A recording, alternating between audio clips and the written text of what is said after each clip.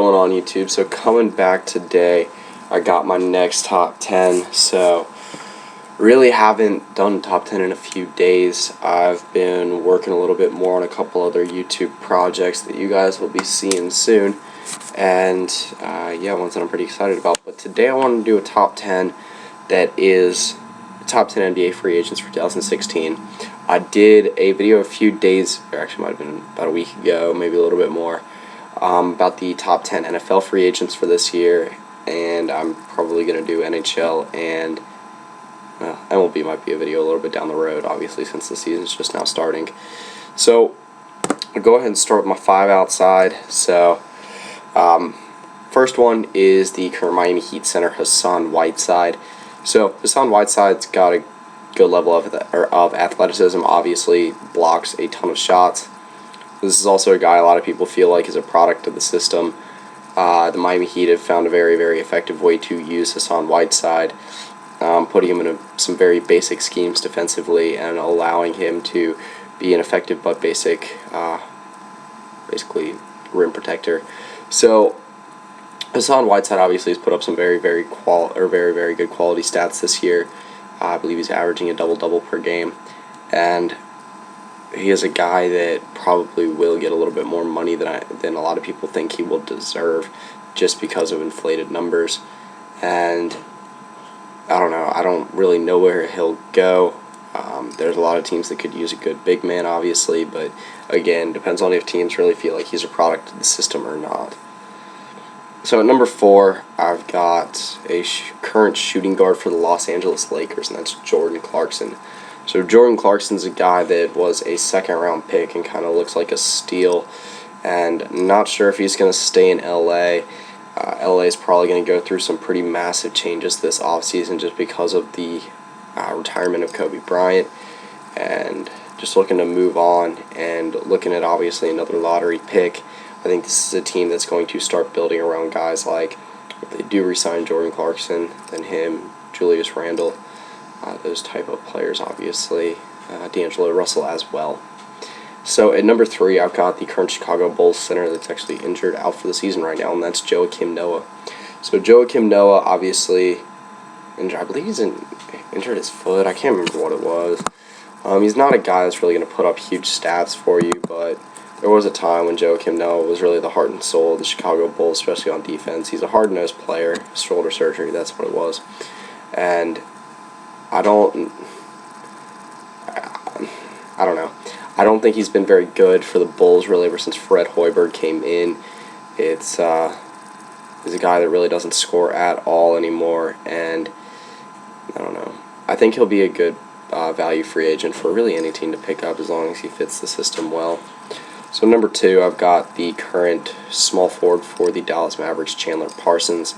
So when Chandler Parsons was signed to the Mavericks, he was probably a top 50 player in the NBA, and I don't think it's that way right now. I think he's dropped off a little bit, and I'm not sure if he's going to stay on the Mavericks. I think this is a guy that will probably look elsewhere. He's still a guy that's a top 3, that will probably be a top 3 player in the rotation for whatever team he goes to. And, I mean, for a guy that's going to get a mid-level contract like Chandler Parsons, obviously he's not going to be pushing max money right now, but I think he's a guy that will be able to fit in as a good, solid player to maybe a few mid-level contenders.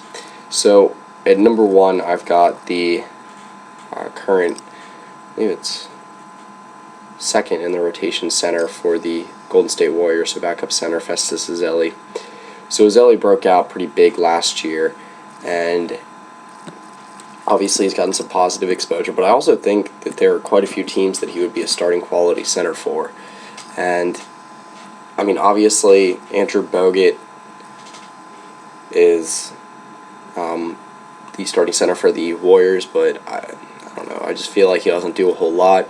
Ezeli might be able to re-sign with the Warriors and be the starting center long term, and I just don't know. I'm not really sure where Ezeli would go. I believe he has a qualifying offer still with the Warriors, but whatever happens, I think Festus Ezeli will end up as a starting center next year or two years down the road. So getting to the top 10, at number 10 I have the current small forward for the Golden State Warriors, and that's Harrison Barnes. I think Harrison Barnes is definitely one of the more intriguing options at small forward in this free agent class. I think he is one of the youngest free agents. He is currently the youngest Warrior right now at 23 years old. He's got a high-level athleticism. He's a good defender. He can drive the rim, and I think he's got a very, very high upside. Obviously not a focal point with the Warriors. I don't even think he's a starter. So, he's probably started a couple times. But anyway, like I said, I think this guy has a really high upside and will be a steal, really, for whoever picks him up. I'd say the Warriors are the favorite right now, but he's an open option for a lot of teams. So number 9, I've got the Washington Wizards shooting guard Bradley Beal. So I would say Beal's going to stay in Washington, but he might just want to change the scenery. Obviously, this is a guy that spent quite a bit of time just injured. He's got potential to be a top 10 shooting guard in the. I do still think he's a top 10 shooting guard in the NBA. But this is a guy that's got potential to maybe be a top 5 if he can find a good, consistent season, not injured. Really never lost it, but find that consistent shooting stroke again, and turn himself back into a top flight shooting guard to form what was one of the better backcourts in the NBA. What is one of the better backcourts in the NBA when healthy with the Washington Wizards. So at number 8, I have the Charlotte Hornets Nick Batum. So Batum is a guy that started off the season extremely well. I think he's going to end up going into free agency. I don't think that the Hornets are going to end up re-signing him. And I don't know. I do think he's going to go into free agency. Like I said, he was a good fit for the Hornets, but for me, Nick Batum's kind of a mystery heading into free agency. He'd be a very serviceable shooting guard, small forward for wherever place he goes, and what is a pretty shallow market of shooting or small forwards in this free agent class. I think Nick Batum is probably going to command quite a bit of money. So at number 7, I've got the Miami Heat longtime shooting guard, and that is Dwayne Wade. So Dwayne Wade putting up a pretty solid season this year. He's actually been semi-healthy, but obviously that's one thing that you probably can't count on long term. Obviously he's at the end of the road for his career. He can still give you quality minute, or I don't know about quality minutes, but during the year, the minutes that he does play will obviously be quality. This is still a guy that, when on, is one of the best players in the NBA. He's still, you can still see him, some of the vintage Wade moves in the paint. He's still able to drive. Like I said, he's looked like vintage Dwayne Wade this season quite a bit. And I think he will probably get re-signed to the Heat, but I don't know. He is an unrestricted free agent, so it really could go anywhere. I think the Dallas Mavericks are also a team that's been talked about as well. So at number 6, I have the current Houston Rockets center, and that's Dwight Howard. So I think that Howard's going to end up opting out, and I have no clue where he's going to go. It's just Dwight Howard, the last 2 places he's gone. Obviously, Houston and LA just have not worked out well at all. And I don't know, he's just not, the consistent talent isn't there like it used to be. Obviously, the numbers have been regressing for quite a bit now, but this is a guy still that is one of the most athletic and talented centers in the NBA.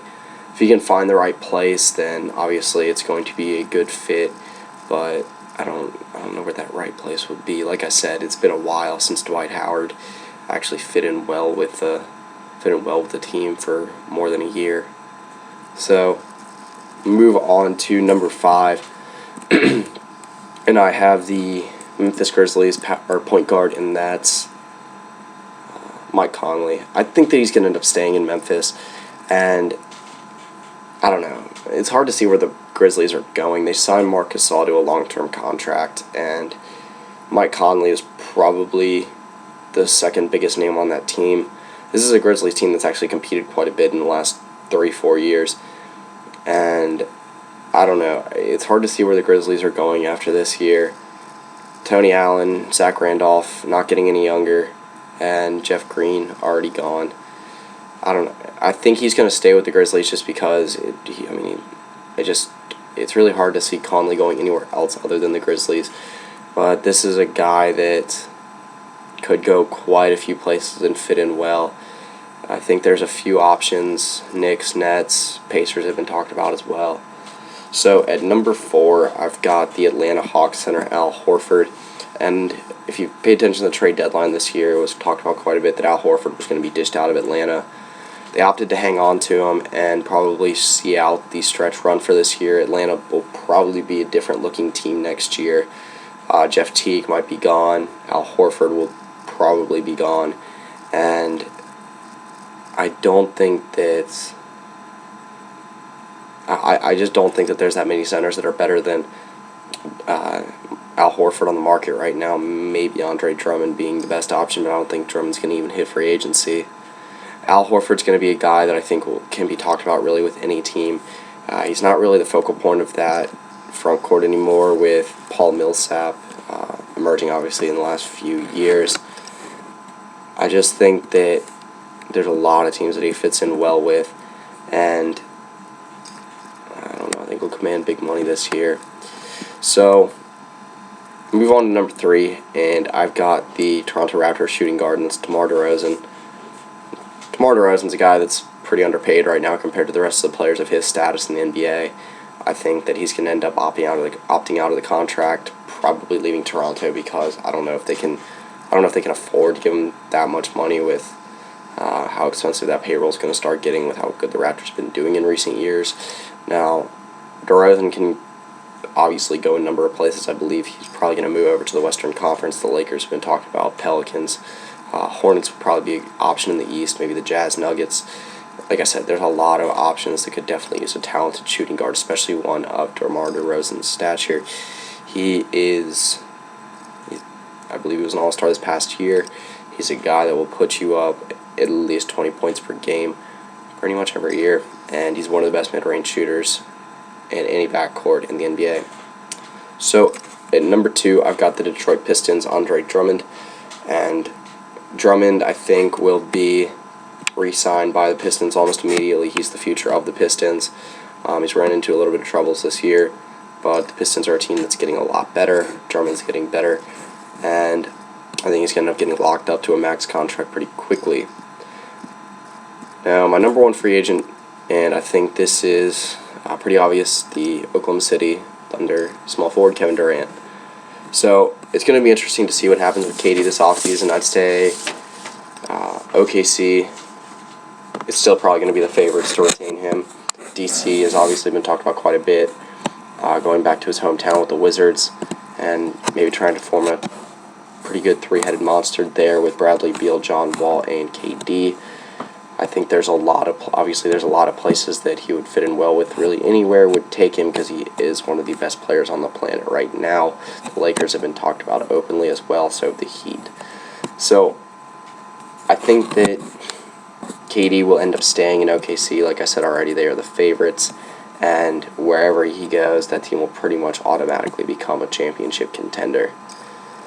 So that concludes my top 10 best NBA free agents for 2016 coming up this off-season. Now, there are a few players that weren't mentioned just because, even though they will technically be free agents for a little bit or they have options, a few of the bigger names in that group are LeBron James, Dirk Nowitzki, Tim Duncan, Pau Gasol. I just don't think those players have a chance of going anywhere else. Obviously, LeBron James being the biggest name of all of those. And unless the Cavaliers really screw up, or really screw up with LeBron or something really goes awry, I don't think that he's going to leave there. So that's pretty much it. Like I said, I will be coming back tomorrow with another top 10, get back to doing that consistently, and we'll probably be doing a channel update video soon, detailing a couple of my new series and projects I'm working on. So that's pretty much it. See ya. Which was the top 10 sleepers to watch the Combine, and with the Combine coming up, if it starts tomorrow, I'll look back and check that for sure. But